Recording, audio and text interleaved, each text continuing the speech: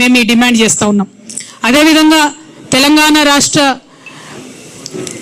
ఏర్పాటులో ఏమాత్రం భాగస్వామ్యం లేనటువంటి అనేక అంశాలను ముఖ్యమంత్రి గారు ప్రతిపాదిస్తున్నారు. కానీ తెలంగాణ రాష్ట్రం యొక్క నీళ్లు తరలించుకొని పోతా ఉంటే మాట్లాడలేనటువంటి పరిస్థితి ముఖ్యమంత్రిది ఉన్నది.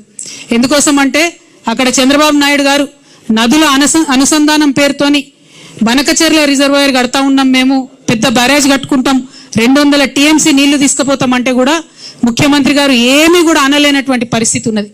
ఎందుకోసం ఇంత వీక్నెస్ ఉన్నది మీకు? ఎందుకు ఇంత అసక్తత ఉన్నది? ఎందుకు తెలంగాణ ప్రజల కోసం మీరు పనిచేస్తలేరు? పక్క రాష్ట్రం ప్రయోజనాల కోసం మీరు ఎందుకు పనిచేస్తూ ఉన్నారు? ఆనాడు కేసీఆర్ గారు ముఖ్యమంత్రిగా ఉన్నప్పుడు రివర్ లింకింగ్ ప్రాజెక్ట్ ఏదైతే కేంద్ర ప్రభుత్వం ప్రతిపాదించిందో దాన్ని ఖచ్చితంగా తుపాకులగూడెం బ్యారేజ్ దగ్గర నుండి ప్రారంభించాలని కేసీఆర్ గారు ప్రతిపాదించారు. కానీ ఆనాడు కేంద్రం ఒప్పుకోలే, మేము ఇచ్చంపల్లి దగ్గర పెడతాం రివర్ లింకేజ్ అని చెప్పడం జరిగింది. మరి ఇవాళ ఏ మీటింగ్ కాలేదు, ఏ అపెక్స్ కౌన్సిల్ కలవలేదు, కేంద్ర ప్రభుత్వం రాష్ట్ర ప్రభుత్వంతో చర్చలు జరపలేదు.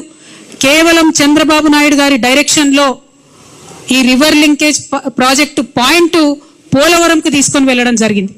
పోలవరం నుండి 200 TMC గోదావరి నీళ్లను మొత్తం కూడా తీసుకెళ్లిపోతున్నారు.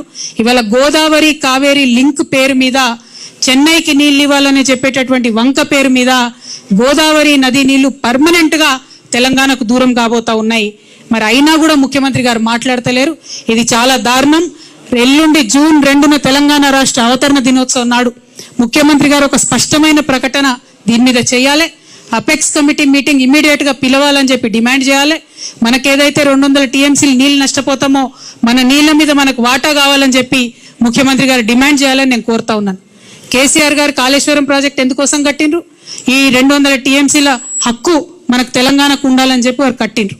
మరి ఇవాళ కేసీఆర్ గారు కాళేశ్వరం కట్టి 4 సంవత్సరాలుగా ప్రతి సంవత్సరం 20 లక్షల ఎకరాలకు నీళ్ళు ఇస్తుంటే మీరు చూసి ఓర్వలేక ఇవాళ కేసీఆర్ గారికి నోటీస్ ఇచ్చిరా? 1 కోటి ఎకరాల మాగాణం తెలంగాణ చేసినందుకు కేసీఆర్ గారికి ఇలా మీరు నోటీసులు ఇచ్చిండ్రా?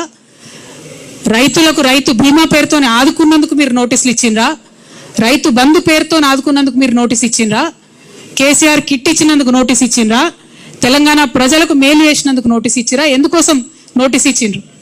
అది అసలు కాళేశ్వరం కమిషనా, కాంగ్రెస్ కమిషనా అని ముఖ్యమంత్రి గారు నేను ప్రశ్నిస్తా ఉన్నాను. ప్రతి తెలంగాణ బిడ్డ కూడా బాధపడతా ఉన్నారు.